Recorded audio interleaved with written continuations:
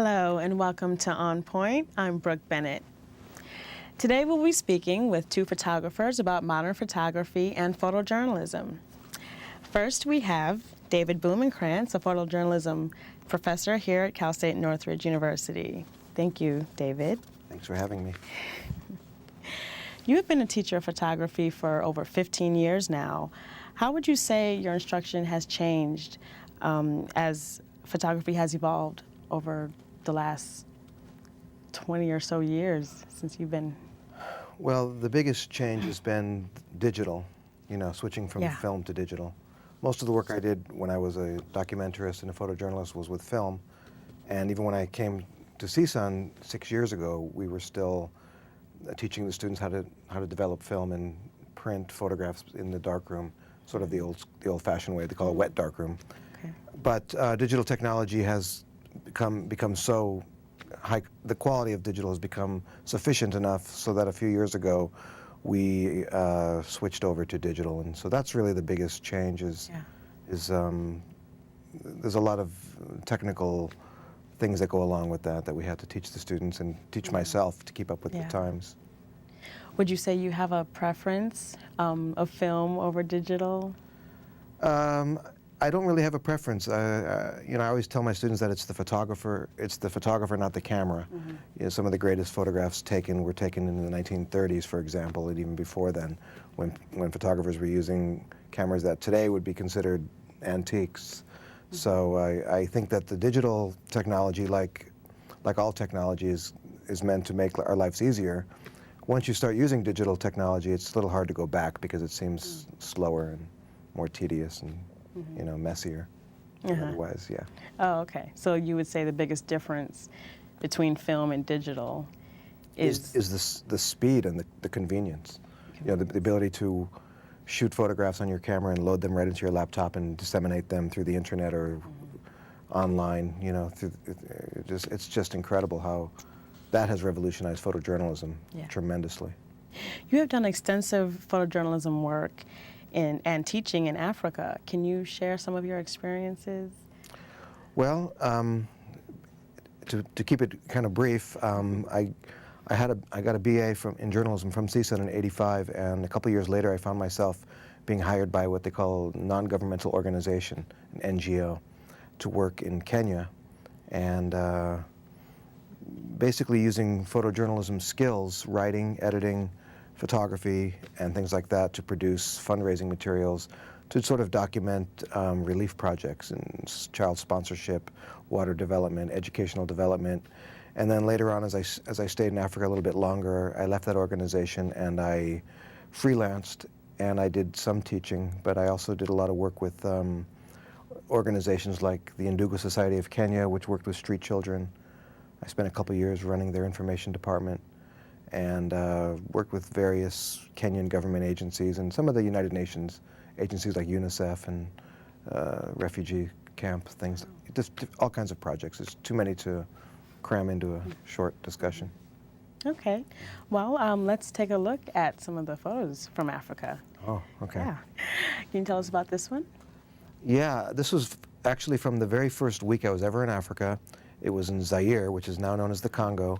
And we were in this small village called Nsange to sort of open up a new health clinic. We had been bringing in, I remember that our medical team had been bringing in like solar panels and putting them on the roofs of these huts so they could keep the vaccines fresh. And so we had this huge festival. They had this huge festival when we got there. And there were all kinds of dancers and musicians, and it lasted a couple days. And this picture was one of the dancers. There was a group of, I guess they're essentially called pygmies from this part of Zaire, eastern Zaire. And he was the leader of this group of dancers. And somehow he ended up getting in front of all the village children. So it just made kind of I thought it made an interesting contrast. Yeah, yeah. What would you say is the biggest issue in Africa that you wanted your photos to bring light to or bring attention to? Well, that's a big subject. People tend to see only the worst of Africa.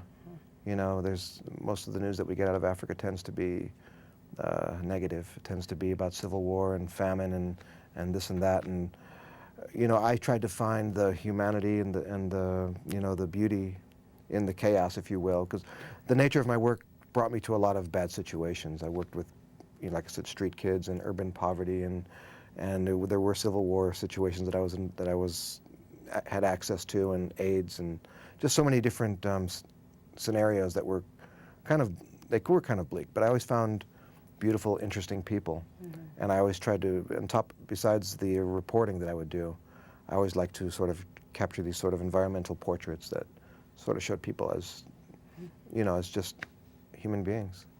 Let's take a look at another photo. What could you say about this? Well, this was from the time that I worked with the street kids in Kenya.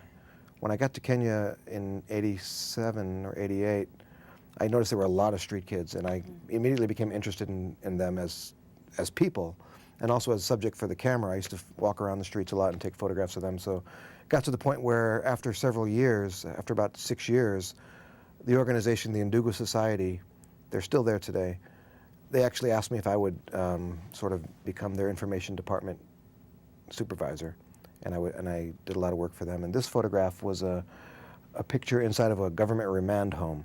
They used to, every once in a while, they'd swoop the kids up and put them in these remand homes, and then they try to relocate them back to the villages where they came from to get them out of the city. So I used to write editorials and advocate on their behalf. And this was a photograph that ran in one of our newsletters and also in a book called Survival, which I produced with UNICEF to sort of raise awareness about the plight of the street kids. So on this day, I remember that they didn't want me to take any photographs, but I kind of had my camera on my neck, and I kind of just snuck one photograph, and luckily it came out. Well, let's look at another one. Oh. This is more of a humorous, a humorous photograph. This is a fellow up in the northern district of Kenya called Marsabit, where we used to have these water development projects.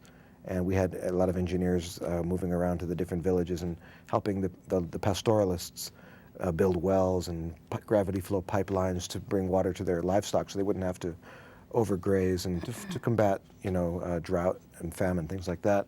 And this guy was just there. He was, I think that's the tribe called the Samburu, and he was sort of joking around with us, and he just sort of made it, cheese for the camera on his own. So just came out kind of a funny picture.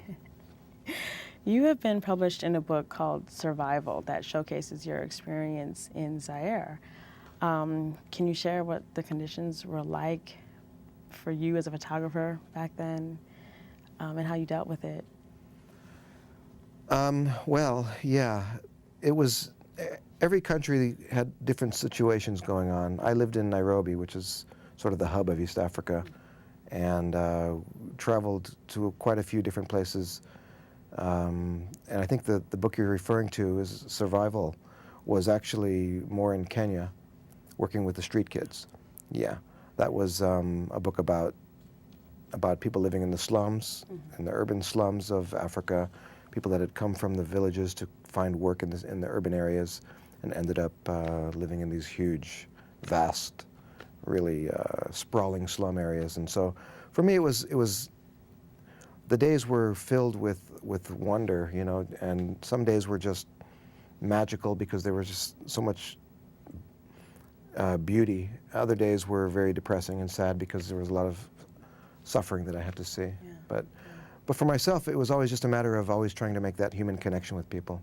I think sometimes the photographer who does that kind of documentary work can sort of use the camera as a buffer and also like a passport. You might not have any reason to be in that situation without the camera. And I think people give you a little bit more access if they understand that your motives are good, that you're there not to exploit them, for example. You're there to be an artist or to be a reporter. As long as I think if people feel that you're genuinely interested in them, it works out pretty well, tended to work out pretty well for me. That's good.